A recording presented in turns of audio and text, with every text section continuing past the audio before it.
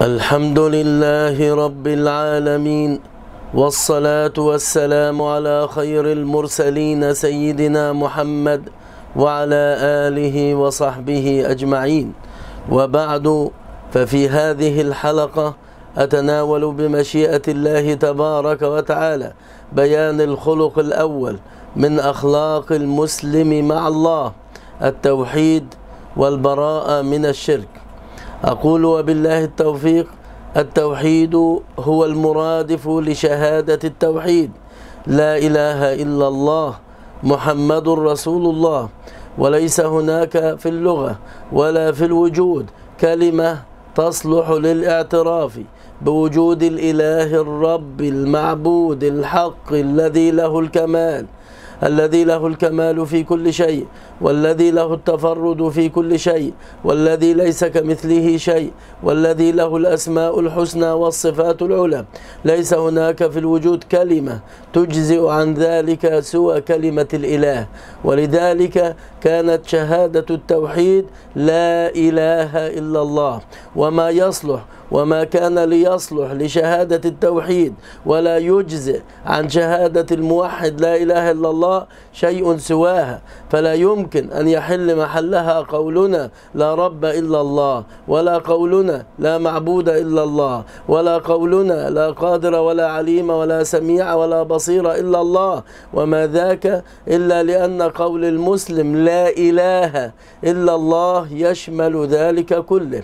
لا إله إلا الله يدخل في معناها توحيد جناب ذات الله تعالى وتقدس، فلا شريك له سبحانه في ذاته، وتوحيد الأسماء الحسنى، فلا شريك له سبحانه في أسمائه، وتوحيد الصفات العلى، فلا شريك له في صفاته، وتوحيد الأفعال، فلا خالق إلا الله ولا شريك له في أفعاله في ملكه، وتوحيد الربوبية، فلا رب للكون سواه، ولا رب للعالمين إلا هو، لا شريك له في ربوبيته، وتوحيد العبودية، فلا معبود بحق سوى الله، ولا يستحق العبادة إلا الله، لا إله إلا هو.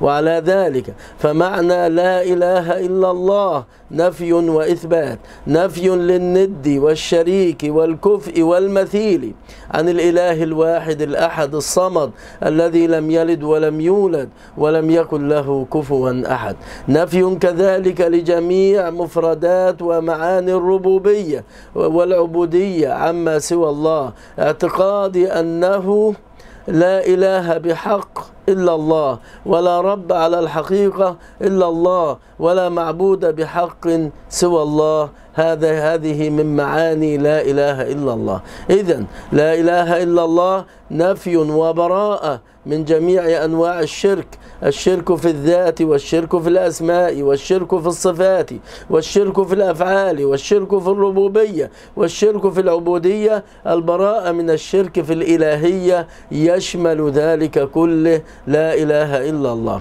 التوحيد ها هنا لا إله إلا الله إثبات للتوحيد بجميع أقسامه لله تبارك وتعالى. إذن لا إله إلا الله توحيد ألوهية، وتوحيد الألوهية يدخل فيه توحيد الذات والأسماء والصفات والأفعال والربوبية والعبودية. التوحيد هو التحقيق الأوفى لمضمون شهادة لا إله إلا الله. هذا الخلق الذي ينبغي أن يتخلق به المسلم مع الله، إفراد التوحيد لله عز وجل، إفراد الإلهية لله تبارك وتعالى. لا إله إلا الله هي أعظم العلم بدين الله عز وجل. فاعلم أنه لا إله إلا الله، شاهد الله أنه لا إله إلا هو والملائكة وأولو العلم. أولو العلم شهدوا بإفراد الله عز وجل بالوحدانية وبالإلهية. يبقى إذا لا إله إلا الله هي الشهادة التي تحمل التحقيق الأوفى للتوحيد. التوحيد دخولا في كل ما يقتضيه التوحيد، وبراءة مما ينقض التوحيد من الشرك، نسأل الله السلام. إذن لا إله إلا الله هي الشهادة التي جاء بها المرسلون، وهي التي من أجلها خلق الله العالمين. قال الله تبارك وتعالى: وما أرسلنا من قبلك من رسول إلا نوحي إليه أنه لا إله إلا أنا، لا إله إلا أنا فاعبدون. إذن لأن الله مستحق للإلهية وحده، فلا تصرف العبودية إلا له سبحانه. التوحيد عقيدة متكاملة، منهج حياة شامل، أخلاق ربانية قويمة. من أتى بالتوحيد كان على الله عز وجل أن يدخله الجنة برحمته وفضله. شهادة التوحيد لا إله إلا الله بعد بعثة النبي عليه الصلاة والسلام وإلى قيام الساعة لا تقبل إلا بإضافة شهادة الاتباع محمد رسول الله، لأنها إفراد الطريق إلى عبادة الله، إفراد الطريق إلى توحيد الله. الشهادتان لا إله إلا الله محمد رسول الله لا تنفك إحداهما عن الأخرى. لا إله إلا الله توحيد لله في ذاته وأسمائه وصفاته وأفعاله وربوبيته وعبوديته، ومحمد رسول الله بيان الطريق الأوحد إلى ذلك التوحيد، بيان الطريق الأوحد إلى تلقي كيفية العبادة والطاعة لله عز وجل، عبادة صحيحة مقبولة لا تكون إلا من طريق النبي عليه الصلاة والسلام.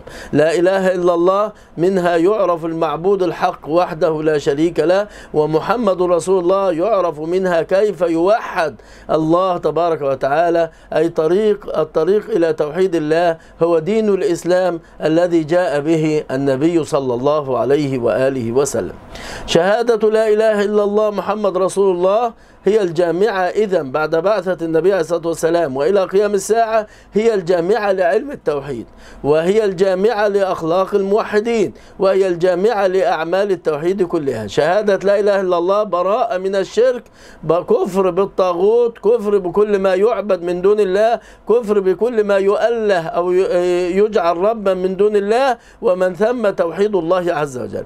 ثم محمد رسول الله، أي أنه الرسول المرسل من قبل الله، فلا بد من الإيمان به وتصديقه فيما أخبر وطاعته فيما جاء به من عند الله، ولا بد من تعظيمه وتوقيره، لأنه المرسل من عند الله عز وجل، لأنه الرسول المصطفى المجتبى من عند الله تبارك وتعالى. لا إله إلا الله شهادة التوحيد، معنى أن يقول المسلم أشهد أن لا إله إلا الله، أي أشهد بلساني وأعتقد بقلبي اعتقادا جازما لا يقبل الشك ولا التردد أنه لا ند ولا شريك ولا كفء ولا مثيل لله، وأنه واحد أحد فرد صمد لم يلد ولم يولد ولم يكن له كفوا أحد، وأنه لا رب إلا هو، ولا رب للعالمين ولا رب لهذا الكون إلا هو، وأنه لا معبود بحق إلا الإله الواحد الأحد لا إله إلا هو، هو المستحق وحده لتوحيد الذات والأسماء والصفات والأفعال والربوبية بكافة مفرداتها ومعانيها، وتوحيد العبادة بكافة مفرداتها. إذا قال المسلم أشهد أن لا إله إلا الله، أيضا معناه أنه يقول أنني لا أعتقد لهذا الكون إلا ربا وإلها واحدا مدبرا لهذا الكون، ولا أعتقد معبودا بحق تصرف إليه العبودية إلا الله، ولا أعتقد كمالا إلا لهذا الإله الحق خالق السماوات والأرض رب العالمين سبحانه، لا يكون في ملكه إلا ما يريد، ليس له شريك في ملكه ولم يكن له ولي من الذل، والله أكبر من كل تصور، سبحان الله والحمد لله ولا إله إلا الله والله أكبر، سبحانه أكبر من كل تصور، جل عن أن تحيط به الأفهام والعقول، وتعالى عن أن تدركه الأبصار أو تبلغه الأوهام، وكل ما خطر بالبال فهو محدث، والمحدث لا يستوعب القديم، كل ما خطر بالبال فهو مخلوق، والمخلوق لا يستوعب الخالق، فالله عز وجل بخلاف كل ما خطر بالبال، ليس كمثله شيء سبحانه وهو السميع البصير. ومعنى شهادة أن محمد رسول الله عندما يقول المسلم وأشهد أن محمد رسول الله، أي أعتقد، أشهد بلساني وأعتقد بقلبي اعتقادا جازما لا يقبل التردد ولا الشك أن محمدا صلى الله عليه وسلم هو الرسول الصادق الأمين المبلغ عن الله تبارك وتعالى دينه الإسلام، فأصدقه فيما أخبر وأطيعه فيما أمر وأعبد الله عز وجل بما شرع، فطريقه هو الطريق الصحيح الأوحد إلى عبادة الله وإلى مرضاة الله تبارك وتعالى. التوحيد كخلق لابد أن يتميز به أو يتخلق به المسلم مع الله له أركان ثلاثة. لا إله براءة من الشرك، لا إله براءة من الشرك إلا الله، إثبات التوحيد لله، توحيد الإلهية لله بكل أقسامه. محمد رسول الله الركن الثالث، ومعناه الإيمان بالرسول صلى الله عليه وسلم أنه مبلغ من عند الله دينه، فلا نسير إلا في طريق النبي عليه الصلاة والسلام، لأنه الطريق الصحيح إلى مرضاة رب العالمين سبحانه وتعالى. يبقى إذن شهادة التوحيد تحمل هذه الأركان الثلاثة، البراءة من الشرك، ولهذا جاءت الآية قول الله تبارك وتعالى: فمن يكفر بالطاغوت ويؤمن بالله فقد استمسك بالعروة الوثقى. العروة الوثقى هي شهادة التوحيد، لا إله إلا الله. فمن يكفر بالطاغوت بمعنى لا إله، نفي لكل الآلهة وكل الطواغيت من دون الله إلا الله، إثبات وإيمان بالله عز وجل. هذا هو التوحيد بعد البراءة من الشرك. إذن البراءة من الشرك ثم التوحيد ثم توحيد الطريق إلى الله عز وجل، وهو طريق النبي صلى الله عليه وسلم. التوحيد من جاء بالتوحيد وجبت له الجنة بفضل الله عز وجل. من قال لا إله إلا الله، من قال لا إله إلا الله وكفر بما يعبد من دون الله في الدنيا حرم ماله ودمه وحسابه على الله عز وجل. لحديث مسلم: من قال لا إله إلا الله وكفر بما يعبد من دون الله حرم ماله ودمه وحسابه على الله. يبقى إذن شهادة التوحيد تعصم الدم. شهادة التوحيد هي الشهادة التي شهد بها الله تبارك وتعالى لنفسه، وشهد بها الملائكة، وشهد بها العلماء الراسخون في العلم. قال تعالى: شهد الله أنه لا إله إلا هو والملائكة وأولو العلم قائما بالقسط لا إله إلا هو العزيز الحكيم. التوحيد هو الذي كلف الله عز وجل به جميع الأنبياء وجميع الرسل، فاعلم أنه لا إله إلا الله. وقوله تعالى: إنني أنا الله لا إله إلا أنا فاعبدني وأقم الصلاة لذكري. وهو يخاطب سيدنا موسى عليه السلام، ويخاطب النبي صلى الله عليه وسلم: ولا تدعو مع الله إلها آخر، ولا تدعو مع الله إلها آخر لا إله إلا هو، كل شيء هالك إلا وجهه، له الحكم وإليه ترجعون. ما أرسلت الرسل إلا بالتوحيد، وما أرسلنا من قبلك من رسول إلا نوحي إليه أنه لا إله إلا أنا فاعبدون. وقال تعالى: ولقد بعثنا في كل أمة رسولا أن اعبدوا الله واجتنبوا الطاغوت. التوحيد والبراءة من الشرك. جميع الرسل دعوا أقوامهم إلى توحيد الله عز وجل. لقد أرسلنا نوحا إلى قومه فقال: يا قوم اعبدوا الله ما لكم من إله غيره أفلا تتقون. وإلى ثمود أخاهم صالحا قال: يا قوم اعبدوا الله ما لكم من إله غيره. وإلى مدين أخاهم شعيبا قال: يا قوم اعبدوا الله ما لكم من إله غيره. الله عز وجل ما خلق الجن والإنس إلا لعبادته، بل ما خلق الخلق إلا لعبادته. وما خلقت الجن والإنس إلا ليعبدون ما أريد منهم من رزق وما أريد أن يطعمون إن الله هو الرزاق ذو القوة المتين. الله عز وجل يقول: وما أمروا إلا ليعبدوا إلها واحدا لا إله إلا هو سبحانه عما يشركون. وما أمروا إلا ليعبدوا الله مخلصين له الدين ويقيموا الصلاة ويؤتوا الزكاة وذلك دين القيمة. التوحيد أعلى شعب الإيمان وأعلى منازل المؤمنين، لحديث النبي عليه الصلاة والسلام: الإيمان 70 أو 60 شعبة، فأفضلها قول لا إله إلا الله، وأدناها إماطة الأذى عن الطريق، والحياء شعبة من الإيمان. والحديث أخرجه مسلم.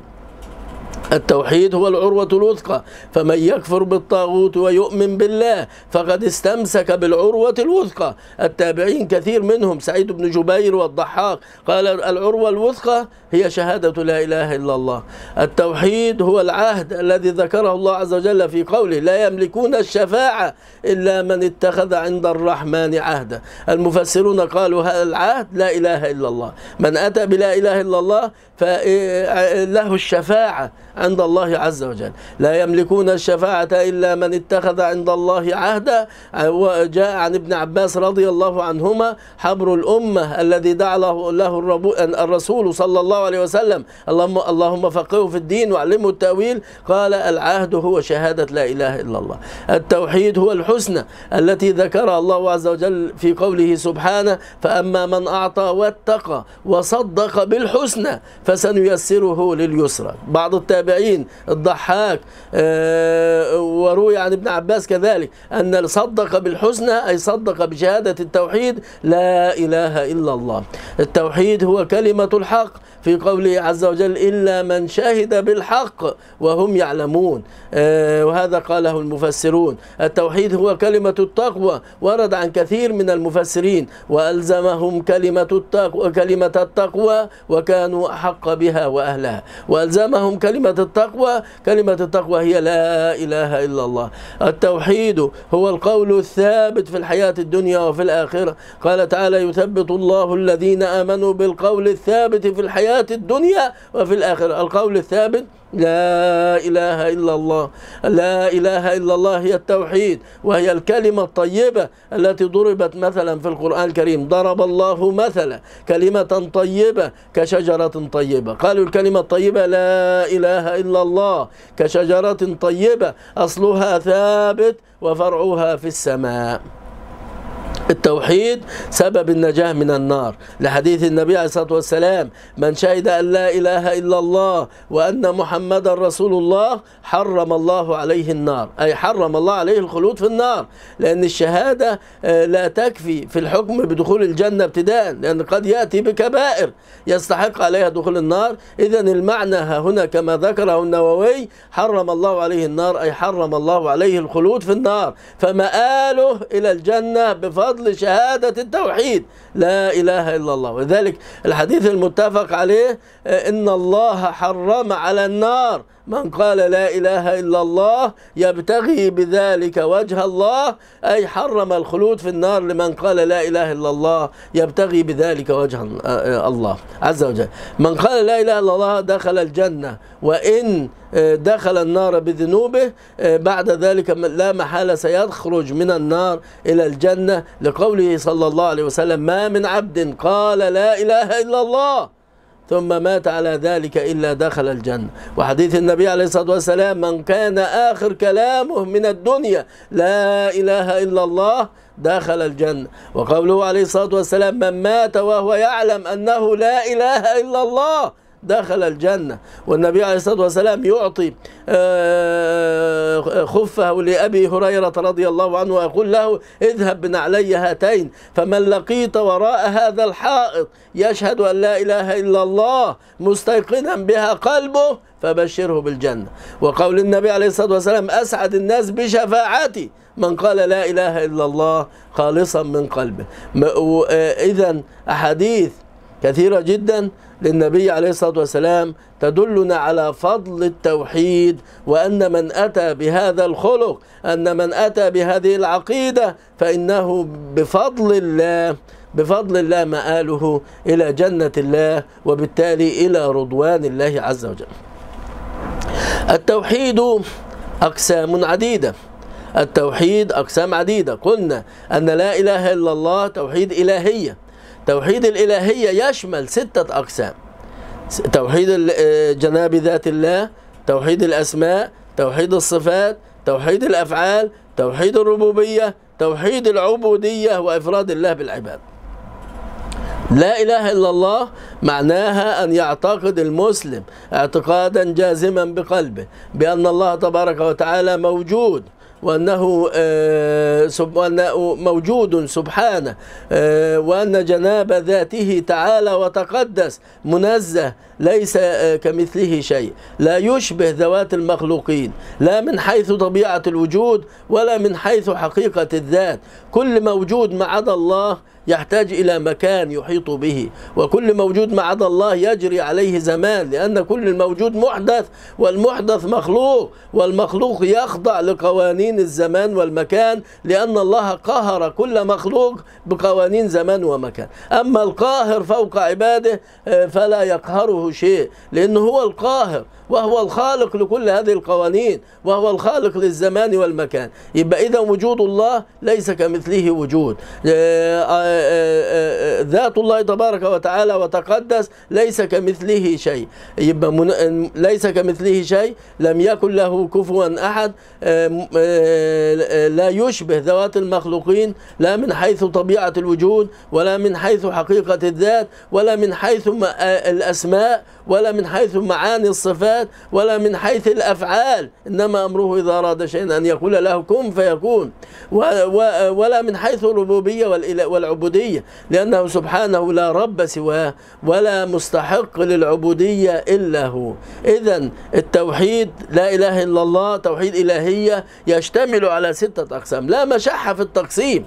ممكن بعض العلماء يقسم 3 أو 4، قد تتداخل الأقسام. العلم المقصد من التقسيم استيعاب العلم، لكن لا مشاحة في التقسيم ولا في عدد التقسيم. لو قلنا 6 أقسام نقول جناب ذات الله تعالى وتقدس ليس كمثله شيء، توحيد الله في أسمائه، توحيد الله في صفاته، توحيد الله في أفعاله، توحيد الله في ربوبيته، توحيد العبودية فلا معبود بحق إلا الله.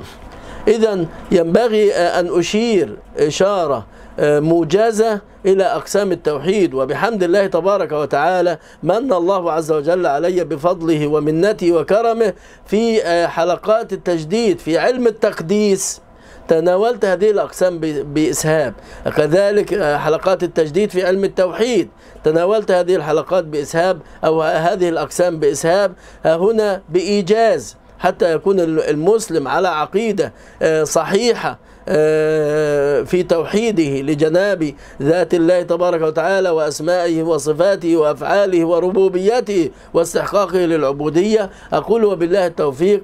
القسم الأول توحيد الله في جناب ذاته سبحانه. ذات الله تبارك وتعالى وتقدس ليس كمثله شيء، لا يشبه ذوات المخلوقين لا من حيث الوجود ولا من حيث الأسماء والصفات ولا من حيث الأفعال. وجود الله تبارك وتعالى كامل لا يسبقه عدم ولا يدركه فناء، فهو الأول بلا ابتداء. اللهم أنت الأول فليس قبلك شيء، وهو الآخر بلا انتهاء. اللهم أنت الآخر فليس بعدك شيء، وهو الظاهر فليس فوقه شيء، وهو الباطن فليس دونه شيء، وهو الرحمن على العرش استوى، وهو القريب من كل شيء، وهو بكل شيء محيط، وهو القاهر لكل شيء، وهو الكبير المتعال، وهو العلي العظيم، وهو الواحد القهار، وهو الأحد الصمد، وهو الحي القيوم، ليس كمثله شيء ولم يكن له كفوا أحد. لما كان ذات الله تعالى وتقدس بهذه الصفات بهذا الحال، فأين العقل المخلوق العقل البشري وغيره يستحيل عليه إدراك كنه ذات الله تعالى وتقدس، لأنه لا يتصور الأشياء إلا الإنسان لا يتصور الأشياء إلا بحواسه، وحواس الإنسان محدودة، وذات الله تبارك وتعالى جل سبحانه وتعالى وتقدس عن أن تدركه الأبصار، لا تدركه الأبصار وهو يدرك الأبصار، وهو اللطيف الخبير. الله عز وجل قديم بذاته وسلطانه وأسمائه وصفاته، وكل الخلق محدثون. المحدث لا يستوعب مهما بلغ عقله، لا يستوعب حقيقة القديم. المخلوق لا يستوعب حقائق الخالق. الله عز وجل خلقنا وقهرنا بقوانين تقهر الوجود وتقهر الكون كله، من الكون في مكان فالمكان يحيط بكل من فيه، ولكن الله بكل شيء محيط. المكان أوسع مما فيه، الله عز وجل هو الواسع العليم. كل مخلوق يجري عليه زمان ماضي وحاضر ومستقبل، أما الله عز وجل فهو الخالق لهذه القوانين. الله عز وجل هو الذي قهر الوجود بهذه القوانين، ولكنه جل عن أن يقهر لأنه القاهر سبحانه. إذا ذات الله تعالى وتقدس جل عن أن تدركه الأبصار، وعظم عن أن تتوهمه الظنون أو تتصوره الأفكار. تعجز الحواس لأنها مخلوقة محدثة، تعجز عن إدراك ذاته، بل عن إدراك حقيقة وجوده، لأن الحواس كما ذكرت مختصة بدائرة المادة والجسمية، عاجزة عن معرفة ما عدا ذلك. ولذلك يعني حتى الحواس لا تدرك الروح التي لا تفارق جسد الإنسان. روح الإنسان لا تفارق الجسد، ومع ذلك لا نعلم مهما بلغنا من العلم، لا نعلم من الروح شيئا. ويسألونك عن الروح قل الروح من أمر ربي وما أوتيتم من العلم إلا قليلا. هذه الآية إعجاز ودليل على أن هذا القرآن من عند الله، وأن الرسول هو المبلغ عن الله دينه وشرعه. من أكثر من 1400 عام، والنبي عليه الصلاة والسلام يخبرنا بقول الله يسألونك عن الروح ويسألونك عن الروح قل الروح من أمر ربي وما أوتيتم من العلم إلا قليلا.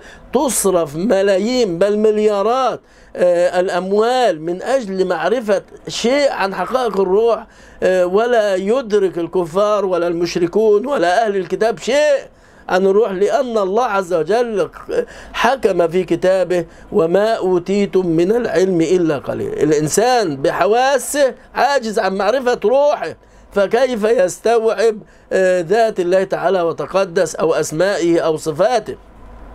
الله عز وجل منزه عن المادة لأنه خالق المادة. الله عز وجل منزه عن الجسمية لأنه خالق الأجسام. الأجسام لها طول وعرض وارتفاع وامتداد في الأفق، والأجسام عبارة عن أجزاء مقسمة. الله عز وجل ليس كمثله شيء، أحد صمد. الأحدية المطلقة تضاد التجزؤ، تضاد الأبعاد. ولذلك أجمع علماء الأصول من أهل السنة والجماعة على أن الله منزه عن الأبعاد، عن الأجزاء، عن الجوارح، ليس كمثله شيء، أحد صمد. ولذلك هذا من الأسرار التي جعلت سورة الإخلاص قل هو الله أحد ثلث القرآن، لأنها تشمل على تقديس وتنزيه جناب ذات الله تعالى وتقدس عن كل مشابهة لخلق. ليس كمثله شيء. الآية محكمة تدل على نفي المشابهة من كل وجه، نفي المماثلة بين الله عز وجل وبين خلقه. الله عز وجل لا يشبهه شيء من خلقه بأي وجه من الوجوه، فلا يشبه وجود الله وجود شيء من خلقه، ولا يشبه ذات الله شيء من ذات خلقه، ولا أسمائه ولا صفاته، وبالتالي هو المستحق سبحانه وحده للربوبية والعبودية، لا إله إلا هو. قال الله تبارك وتعالى ليس كمثله شيء، تنزيه مطلق، تقديس مطلق، تسبيح لله عز وجل. كذلك قال الله تبارك وتعالى ولله المثل الأعلى. ابن عباس رضي الله عنه لما فسر هذه الآية قال أي له الوصف الذي لا يشبه وصف غيره.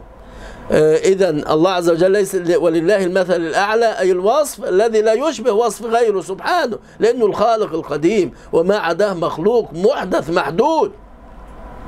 الله عز وجل له الوجود الحق الذي لا يشبه وجود شيء من المخلوقات التي خلقها الله عز وجل، ليس كمثله شيء. كذلك قوله تعالى فلا تضربوا لله الأمثال، أي لا تجعلوا لله الشبيه والند والمثيل، لأن الله لا شبيه له ولا مثيل له ولا ند له ولا شريك له ولا شيء يشبهه، لا في وجوده ولا في ذاته ولا في أسمائه ولا في صفاته ولا في أفعاله، وبالتالي هو المستحق وحده للربوبية الربوبية والعبودية، لا رب سواه ولا معبود بحق إلا هو سبحانه وتعالى. أيضا قوله تعالى: هل تعلم له سميا، أي لا تعلم له مثلا. الله عز وجل لا مثل له، لا شبيه له، لا نظير له، وجوده لا يشبه وجود خلقه، ذاته لا يشبه ذوات خلقه، صفاته لا تشبه صفات خلقه، ليس كمثله شيء ولم يكن له كفوا أحد. في سورة الإخلاص: أي لا نظير له بوجه من الوجوه،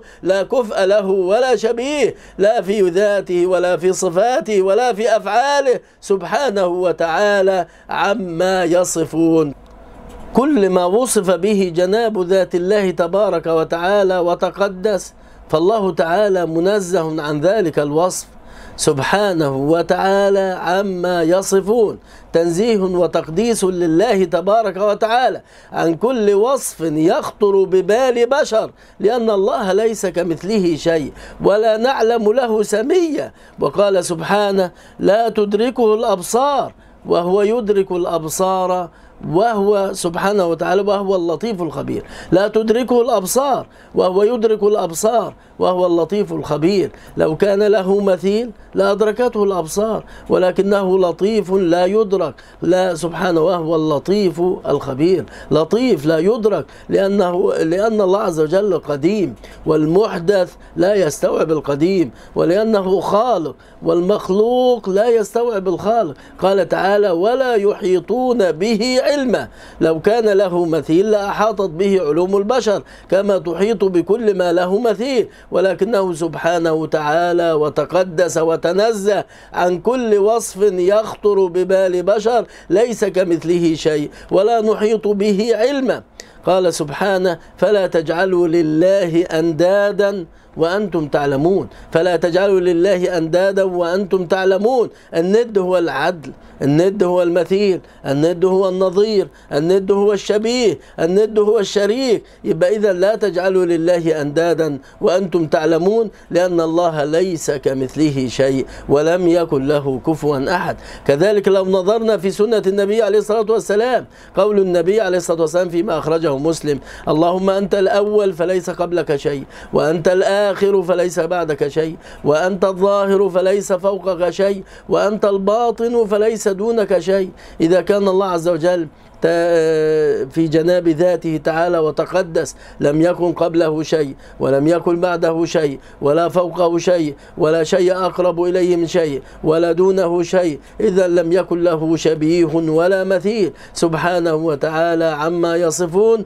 ليس كمثله شيء ولم يكن له كفوا أحد. إذا النتيجة: حواس المخلوق لا يمكن أن توصل إلى معرفة جناب ذات الله تبارك وتعالى. تعجز العقول عن معرفة كنه حقيقة ذات الله تعالى وتقدس، لأن العقول لا تعرف الأشياء إلا بحدودها، والله عز وجل منزه عن الحدود، لأنه هو الذي حد الحدود سبحانه، فلا تجري عليه الحدود. هو الذي حد الحدود وقدر المقادير، قهر الموجودات بالحدود التي حدها عليها والمقادير التي قدرها عليها. لذلك يستحيل على العقل أن يعرف كنه ذات الله عز وجل، لأن العقل لا يستوعب إلا المحدود، والله عز وجل منزه عن الحدود سبحانه وتعالى، لا يقاس بأحد، لا مثيل له ولا شبيه له، وليس كمثله شيء، تنزه عن كل ما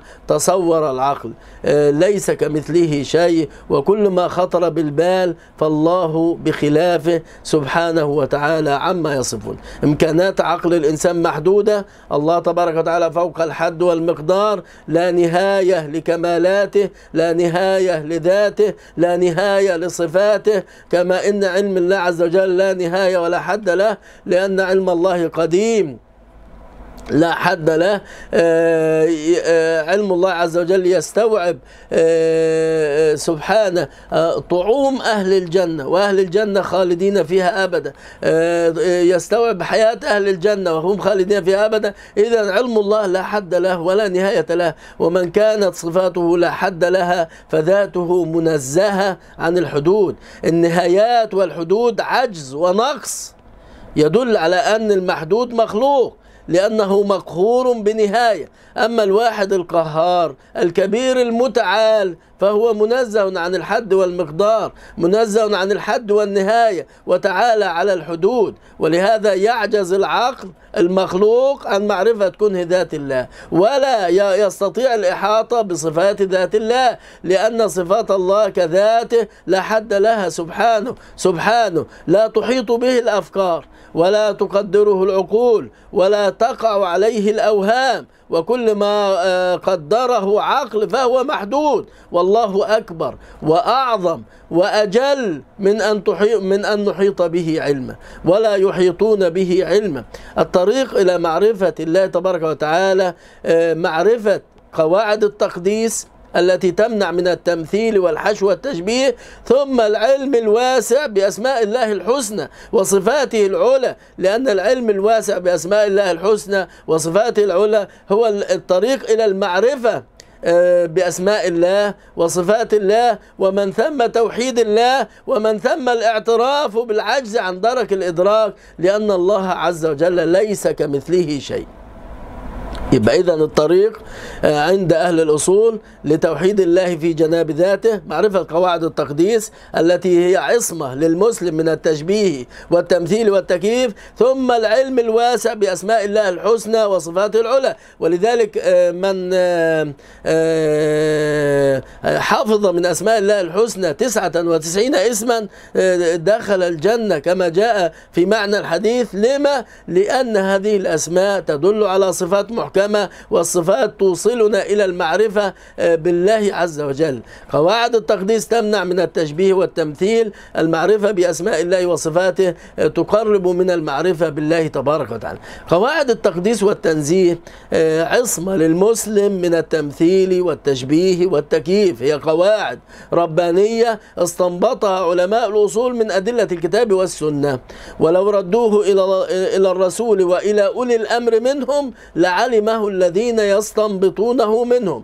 المتخصصون في العقيدة على منهاج أهل السنة استنبطوا قواعد التقديس والتنزيه التي تمنع من الحشو، التي تمنع من التشبيه لله عز وجل في ذاته أو صفاته أو أفعاله أو ربوبيته أو استحقاق العبادة، تمنع من تشبيه الله بأحد من خلقه. قواعد ترسخ التسبيح في عقل المسلم ووجدانه وعقيدته، تمنعه من تمثيل الله عز وجل بأي شيء من خلقه، لأنه ليس كمثله شيء. تعالى عن الند والشبيه، تعالى عن الكفء والمثيل، تعالى عن الشريك والمعين، تعالى عن الوزير والصاحبة والوالد والولد، ليس كمثله شيء، لا تدركه الأبصار ولا يحيطون به علما. يبقى هذه القواعد فائدتها أنها تصفي الذهن تماما من شوائب التجسيم والتشبيه، وتجعل الإنسان يعيش مع التسبيح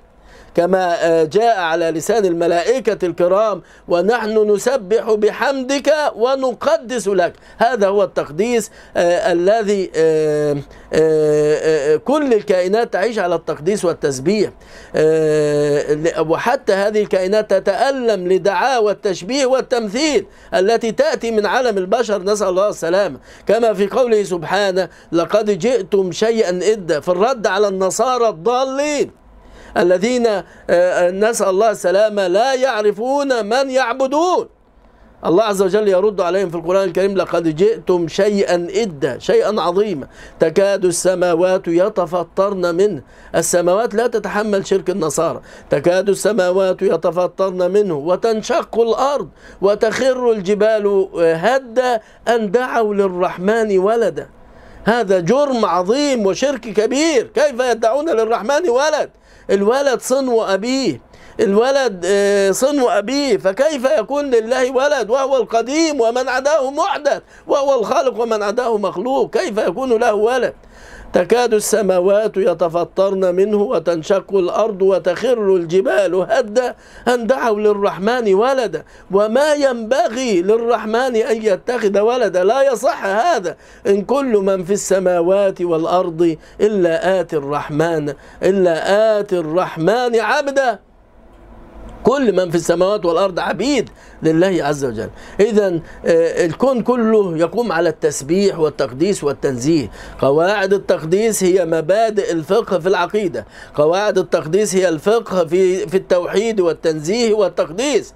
هذا الفقه لا يصلح لمسلم أن يتكلم في علم العقيدة أو في علم الإلهيات إلا وهو يستوعب قواعد التقديس المستمدة من أدلة الكتاب والسنة. من هذه القواعد على سبيل المثال لا الحصر تنزيه ذات الله تعالى وتقدس عن الحد والمقدار، لأنه هو الذي حد الحدود وقدر المقادير. الحد والمقدار يتصف به المخلوق وتنزه عنه الخالق الذي ليس كمثله شيء. تنزيه ذات الله تبارك وتعالى عن أن يحيط به مكان أو أن يجري عليه زمان، لأن المكان محدود مهما اتسع والله لا حد له. المكان يقهر من بداخله ويحيط به، والله هو القاهر فوق عباده، وهو الذي قهر العباد بالمكان، وهو الخالق للمكان والزمان، فلا يحيط به مكان ولا يجري عليه زمان، وإنما قوانين المكان والزمان تجري على المخلوق ولا تجري على الخالق.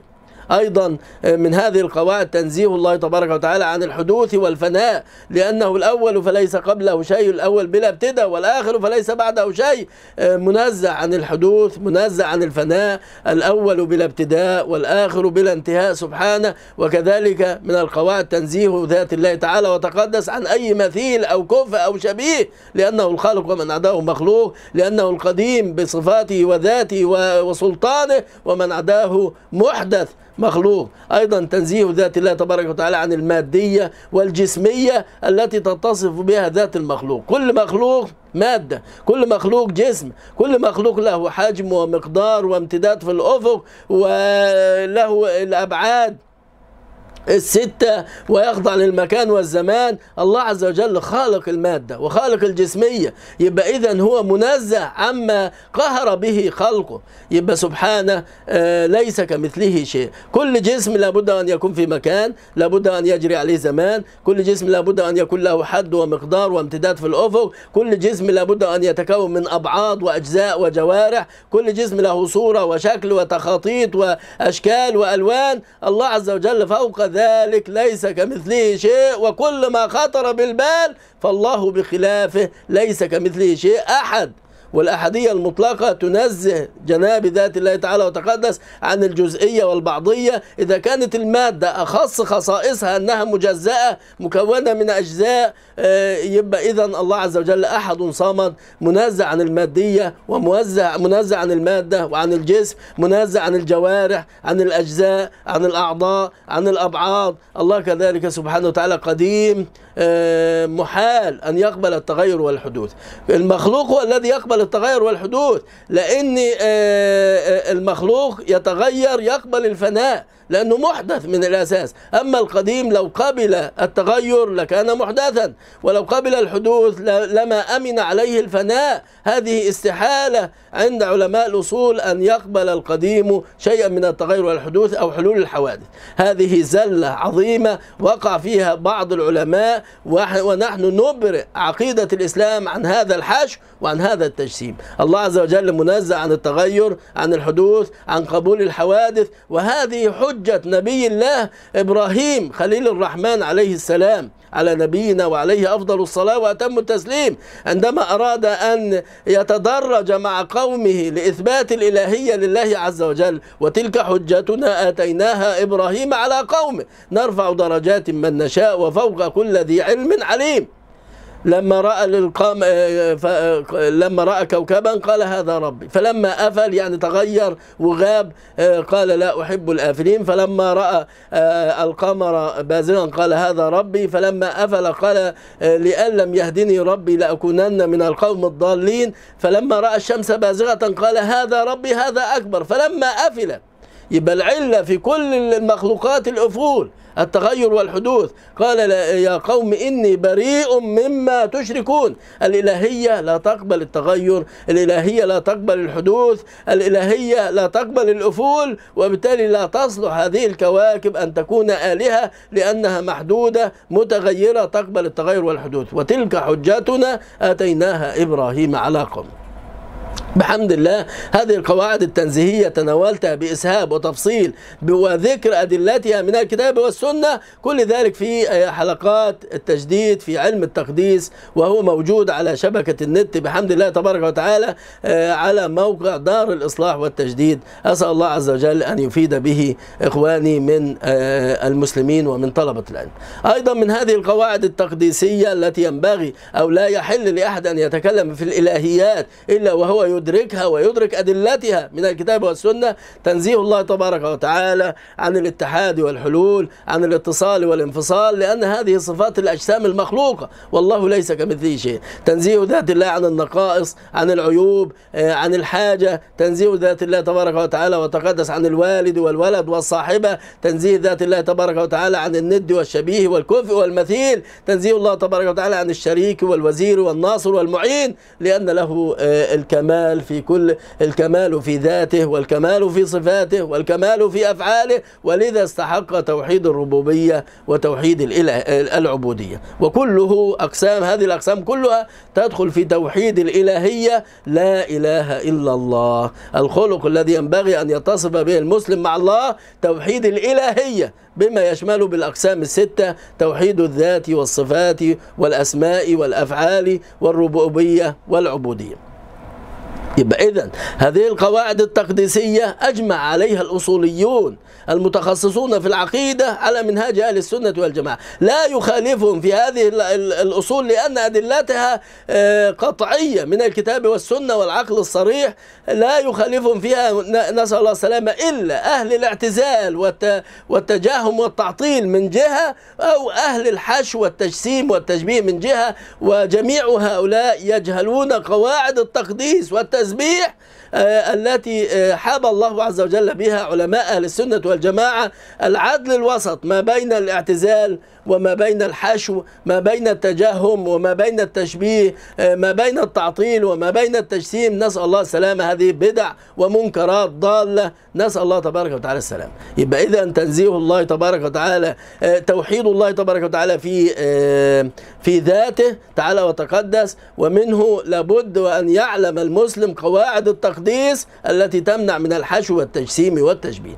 أيضا القسم الثاني توحيد الله تبارك وتعالى في أسمائه الحسنى، لقوله عز وجل: ولله الأسماء الحسنى فادعوه بها وذروا الذين يلحدون في أسمائه سيجزون ما كانوا يعملون. وقوله تعالى: الله لا إله إلا هو له الأسماء الحسنى. وقوله عليه الصلاة والسلام: إن لله 99 اسما 100 إلا واحدة من أحصاها دخل الجنة، والحديث متفق عليه. يبقى إذن الإيمان بالأسماء الحسنى، إفراد الله تبارك وتعالى بالأسماء الحسنى، لا يشاركه سبحانه بإطلاقها فيها غيره جل عن الشريك والكفء والمثيل سبحانه وتعالى. أيضا لابد من الإشارة إلى أن كل اسم من الأسماء الحسنى تدل على صفة محكمة يتصف بها الله عز وجل. الرحيم سبحانه متصف بالرحمة التي يرحم بها عباده. القدير سبحانه جل شأنه متصف بالقدرة التي يدبر بها ملكه فلا يعجزه شيء. الغفور تبارك وتعالى متصف بالمغفرة التي يغفر بها للتائبين والمنيبين. العليم الذي له كمال العلم فلا يعزم عن علمه مثقال ذرة لا في السماوات ولا في الأرض. العزيز أي الذي له العزة التي لا تضام. العظيم الذي له العظمة التي لا ترام. القدير الذي له القدرة المطلقة والمشيئة النافذة. الجبار الذي له الجبروت والانتقام، ومع ذلك سبقت رحمته غضبه لأنه الرحمن الرحيم الذي وسعت رحمته كل شيء. إذن أسماء الله عز وجل الحسنى تدل على صفات محكمة لله عز وجل، وهذه الصفات تقربنا إلى المعرفة بكمالات جناب ذات الله تعالى وتقدس وكمالات صفات الله تبارك وتعالى وتقدس. أسماء الله الحسنى من أحصى منها 100 إلا واحدة دخل الجنة، لكن أسماء الله الحسنى لا يحصيها إلا الله عز وجل، لأن كمالات الله لا تتناهى. ولهذا جاء في الحديث حديث النبي عليه الصلاة والسلام: اللهم إني أسألك بكل اسم هو لك سميت به نفسك أو علمته أحدا من خلقك أو أنزلته في كتابك أو استأثرت به في علم الغيب عندك. يبقى إذا دل على أن الأسماء الحسنى منها ما استأثر به الله عز وجل في علم الغيب، لا يعلمه لا ملك مقرب ولا نبي مرسل. لكن من أحصى من هذه الأسماء 99 اسما 100 إلا واحدة دخل الجنة لإحصائه له. العلم بالأسماء الحسنى أشرف العلوم، لأنها تتعلق بالمعرفة بالله عز وجل وصفاته. لله الأسماء الحسنى فادعوه بها وذروا الذين يلحدون في أسماء. القسم الثالث من التوحيد توحيد الله في صفاته. معرفة الصفات طريق إلى معرفة كمالات جناب ذات الله تعالى وتقدس. الغاية من معرفة الصفات معرفة الله عز وجل، لأن الصفات عبارة عن سبل للتعبير عن الله عز وجل. صفة العلم تدل على أن الله عليم بكل شيء لا يغيب عن علمه شيء. صفة البصر تدل على أن الله يبصر كل شيء لا يغيب عن بصره مبصر. صفة الرحمة تدل على أن الله رحيم بعباده، وهكذا. يبقى إذن من الصفات يتعرف الإنسان على كمالات جناب ذات الله تبارك وتعالى، فيوقن بأنه لا رب إلا هو ولا معبود بحق إلا الله. يبقى ثمرة المعرفة بالأسماء والصفات توحيد الله عز وجل في ربوبيته، وتوحيد الله عز وجل في عبوديته، لا معبود بحق سوى الله تبارك وتعالى. إذن العلم بالصفات طريق إلى العلم بالله، ومن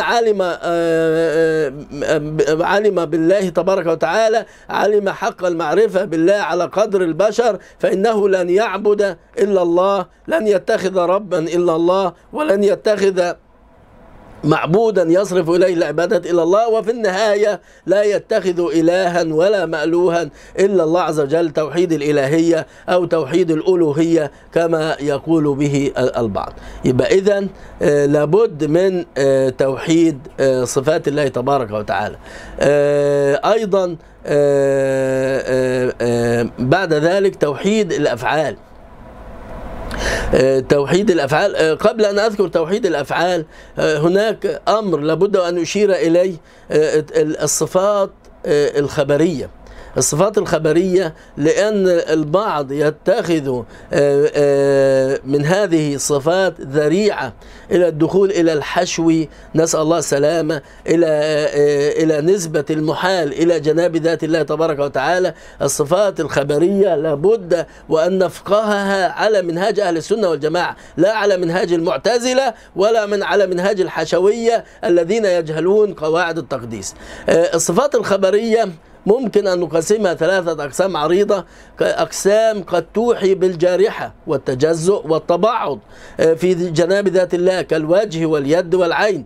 قلنا أن الله عز وجل له الأحدية، قل هو الله أحد، والأحدية ثلث القرآن، والأحدية المطلقة تمنع الكثرة، والكثرة تمنع، ما دام تمنع الكثرة معناها الجزئية، يبقى الأحدية تمنع الجزئية، بالتالي الأحدية تمنع الأبعاض والأجزاء. يبقى إذن الوجه اليد والعين على مراد الله وعلى مراد رسول الله صلى الله عليه وسلم، منزها عن البعضية والجزئية والجارحة. لابد أن نفهم ذلك.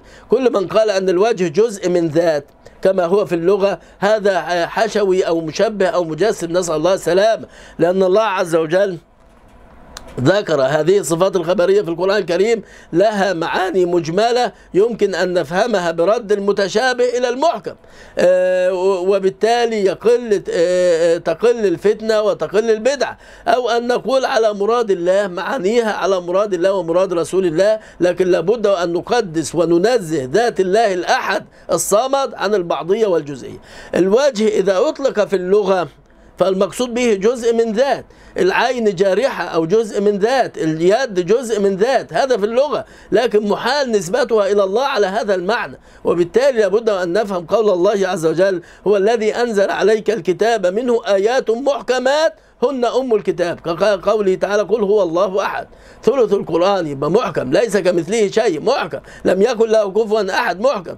يبقى إذن ها هنا كل شيء هالك إلا وجهه، يبقى لن نؤمن بأن الوجه جزء من الذات وإلا كان تشبيها وتجسيما، وإنما نقول كل شيء هالك إلا ذات الله، لأن الوجه يعبر في اللغة على الذات، وهذا تعبير صحيح في اللغة، أو نقول على مراد الله ومراد رسول الله صلى الله عليه وسلم، منزهة عن الجارحة، منزهة عن الجزئية، عن الأبعاد والأجزاء. يبقى إذن أقسام الصفات الخبرية ثلاثة، وقد تناولتها بإسهاب وتفصيل، وحللت كل شبهاتها بحمد الله تبارك وتعالى في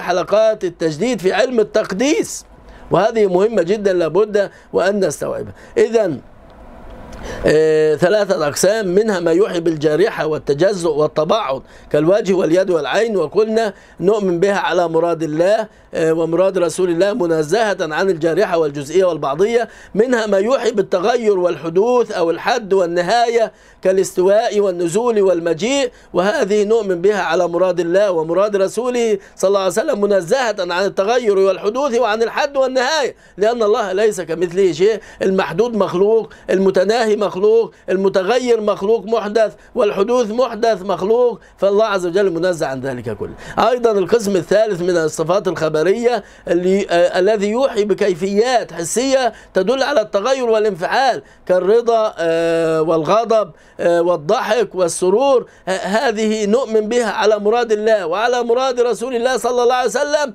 لأن نسبة ظواهرها إلى الله توحي التغير والحدوث، والله عز وجل منزه عن التغير والحدوث سبحانه. يبقى هناك مسالك لأهل السنة والجماعة بعيدا عن أهل الاعتزال والبدعة وبعيدا عن أهل الحشو والبدعة. المذهب الأول أو المسلك الأول إن صح التعبير طريقة السلف، إمرار ذلك من الكتاب والسنة من غير تكييف ولا تحريف ولا تشبيه ولا تعطيل ولا تمثيل، مع الإيمان به وعدم التعرض لمعناه وإمراره على مراد الله ومراد رسول الله صلى الله عليه وسلم، قراءته وتفسيره، لا نزيد على ذلك. المسلك الثاني أن نثبتها صفات لله منزهة عن كل ما يخالف الأدلة القطعية التي تواترت والتي أجمع علماء السنة والجماعة المتخصصون في العقيدة على أن الله منزه عن الجسمية والبعضية والجزئية، ومنزه عن التحيز وعن التركب وعن التجزؤ وعن الاحتياج. الله عز وجل ليس كمثله شيء، قل هو الله أحد.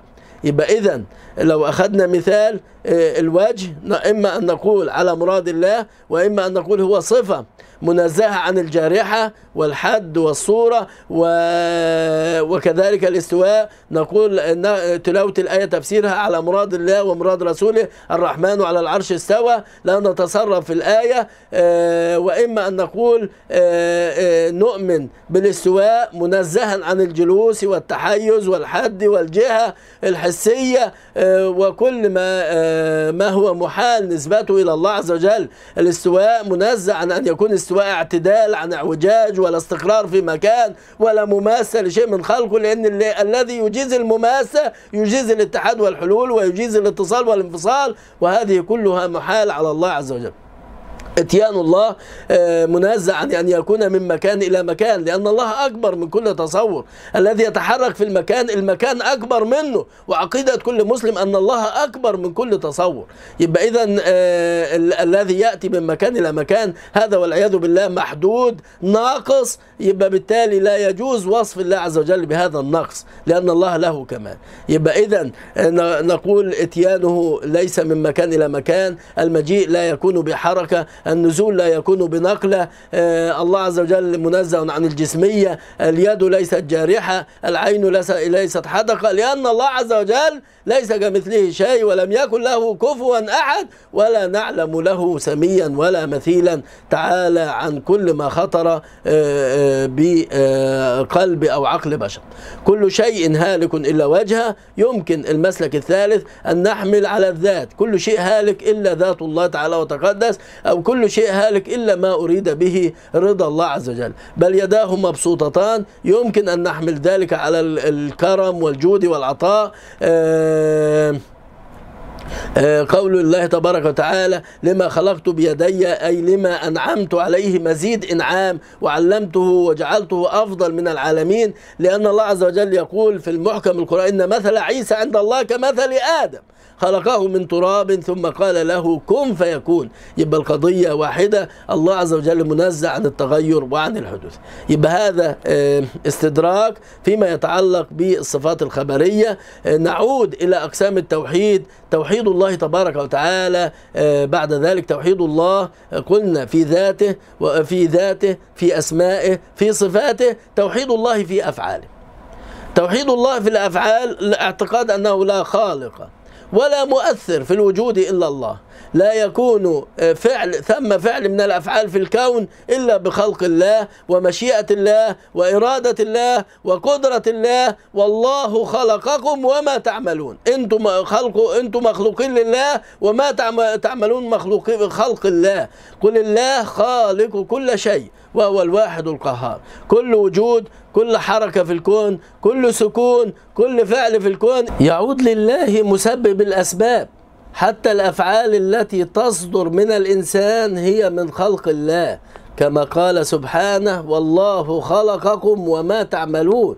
لا يكون في ملك الله إلا خلق الله سبحانه. ومع توحيد الأفعال على هذا الفهم يمكن أن نفهم مدى مسؤولية الإنسان عن أفعاله وأعماله.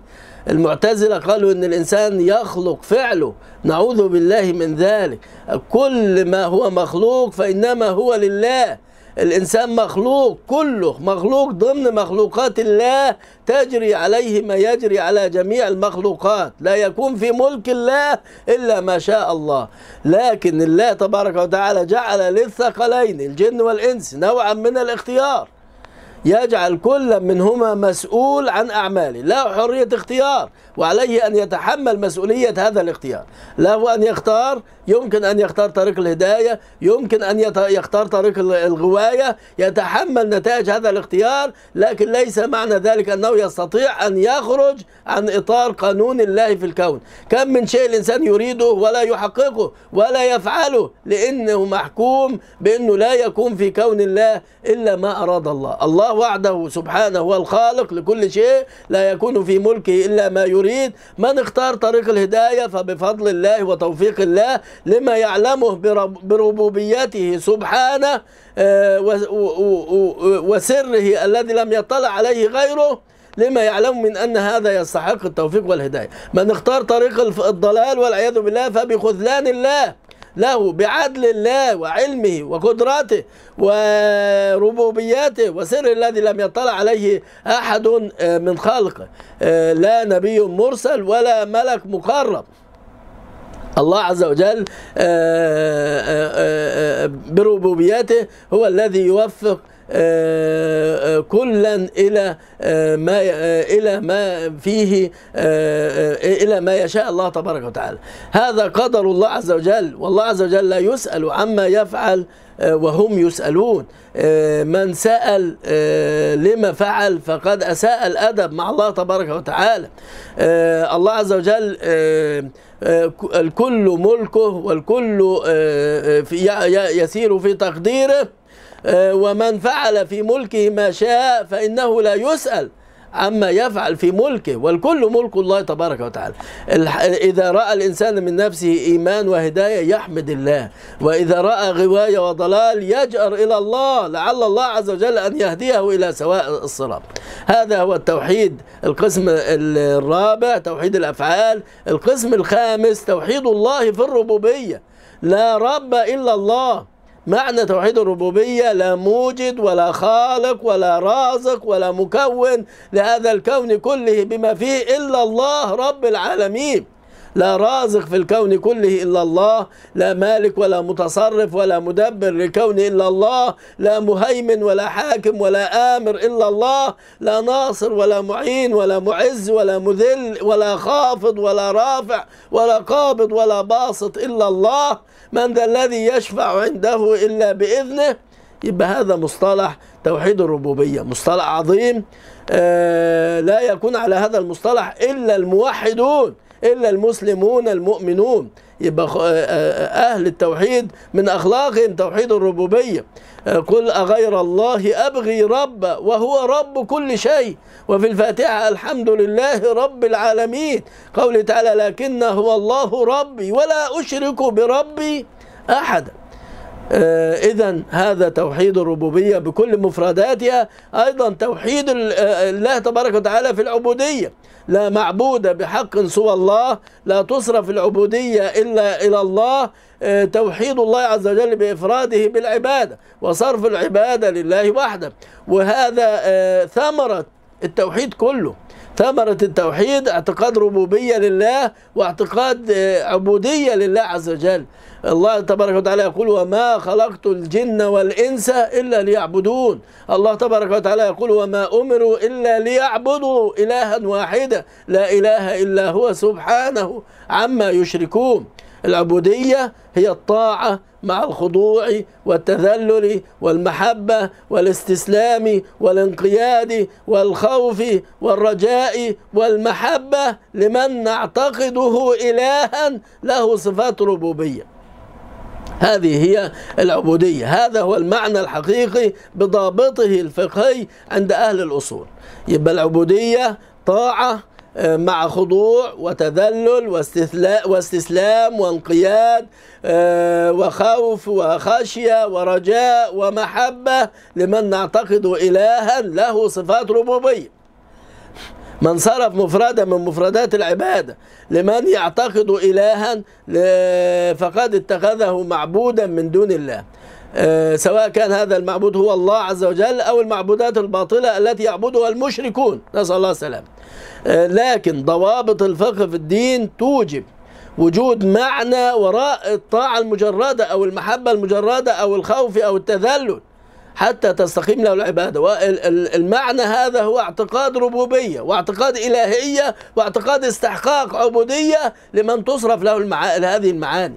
لما؟ حتى لا نقع في الغلو الذي وقع فيه بعض من لم يضبط هذا العلم. الله عز وجل جعل هذه المعاني تصرف للوالدين: واخفض لهما جناح الذل من الرحمة.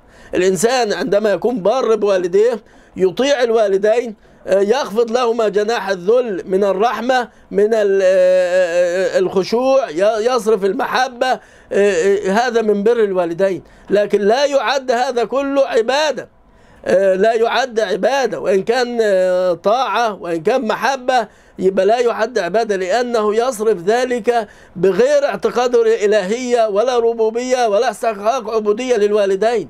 كذلك ما هو الفرق بين سجود الملائكة لله وسجود الملائكة لآدم؟ الهيئة واحدة اللي هي السجود، وهي أقوى هيئة تدل على التذلل والخضوع.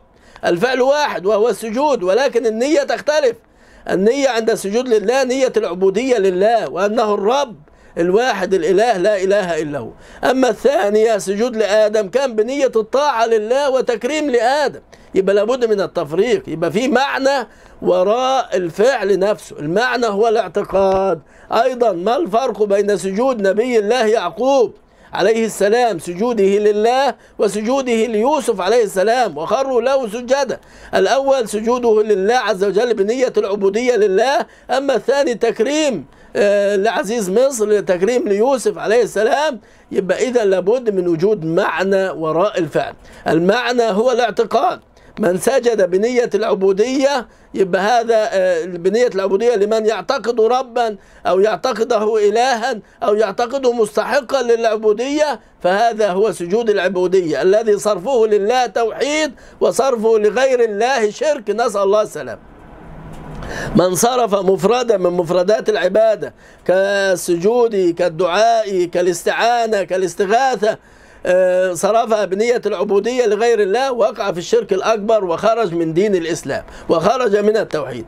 من صرفها بغير هذه النية لم يكن شرك أكبر. يبقى علماء الأصول المتخصصون في العقيدة على منهاج أهل السنة والجماعة وفقهم الله أيما توفيق، لأنهم الذين يستنبطونه منهم، ولو ردوه إلى الرسول وإلى أولي الأمر منهم لعلمه الذين يستنبطونه منهم. عرفوا أن أفعال العبادة لابد من معنى وراءها، فجعلوا ضابط الإيمان والكفر، ضابط التوحيد والشرك هو الاعتقاد وليس مجرد الفعل. لأن الملائكة سجدت لله، الملائكة سجدت لآدم، مجرد الفعل لا يدل على شيء. الاعتقاد هو الذي يجعله إما توحيد وشرك نسأل الله السلامة، وإما فعل آخر له معنى آخر كالإكرام كالتكريم من هذا القبيل. يبقى إذن العلماء لهم دليل في ذلك قول النبي عليه الصلاة والسلام إنما الأعمال بالنيات وإنما لكل امرئ ما نوى. وها هنا الحديث بالقصر، القصر للدلالة على أنه ضابط للحكم على العمل. النية ما هي النية؟ اعتقاد القلب.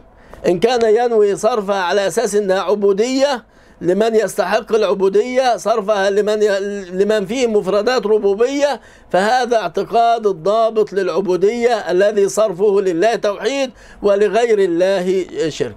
إنما إذا صرفت بغير هذا الضابط بغير هذا المعنى فلا ينبغي اعتبارها من باب التوحيد والشرك، قد تدخل في أبواب أخرى، مثلا السجود لغير الله بدون هذا الاعتقاد في شرع الإسلام كبيرة من الكبائر، كان يرخص له في شرع من قبلنا، لكن النبي صلى الله عليه وسلم نهى عن السجود إلا لله. من صرفه لغير الله بغير عقيدة هذا كبيرة من الكبائر، ذنب من الذنوب، إثم من الآثام، ولكنه لا يدخل في باب التوحيد والشرك. هذا ضابط مهم جدا يمنع من الغلو في توحيد العبودية بما يؤول إلى الغلو في تكفير المسلمين أو اتهامهم بالشرك الأكبر في مسائل لا تصل بهم إلى هذا الحد. يبقى إذن أقسام التوحيد الذي ينبغي أن يتخلق به المرء مع الله تبارك وتعالى: توحيد الذات ويدخل فيه التقديس والتنزيه والتسبيح، توحيد الأسماء الحسنى، توحيد الصفات العلى، توحيد الأفعال، توحيد الربوبية، توحيد العبودية، وأنه لا معبود بحق ولا يستحق العبادة إلا الله. الموحد صادق مع الله، الموحد مخلص مع الله، الموحد يصبر على طاعة الله، الموحد يصبر عن معاصي الله، الموحد يصبر على قدر الله، الموحد شاكر لنعم الله، الموحد محب لله عز وجل، الموحد يخشى الله ولا يخشى إلا الله، يخاف من الله، الموحد يرجو الله ويرجو ما عند الله من ثوابه ورضاه، الموحد يتوكل على الله، الموحد يرضى عن الله ويرضى بالله ويرضى عن الله، الموحد له يقين لا يحتمل الشك في الله عز وجل، الموحد يستقيم على أمر الله، الموحد له العلم الراسخ بالله تبارك وتعالى، الموحد لسانه رطب بذكر الله تبارك وتعالى. اللهم ارزقنا التوحيد الحق، اللهم ارزقنا التوحيد، اللهم ارزقنا خلق التوحيد، اللهم جنبنا الشرك وأهله، اللهم ارزقنا الإيمان، اللهم جنبنا الكفر، اللهم ارزقنا التقوى وجنبنا الفسوق والعصيان، اللهم اهدنا لأحسن الأخلاق لا يهدي لأحسنها إلا أنت، اللهم اصرف عنا سيئ الأخلاق لا يصرف عنا سيئها إلا أنت يا أرحم الراحمين. إلى ها هنا أكون بحمد الله.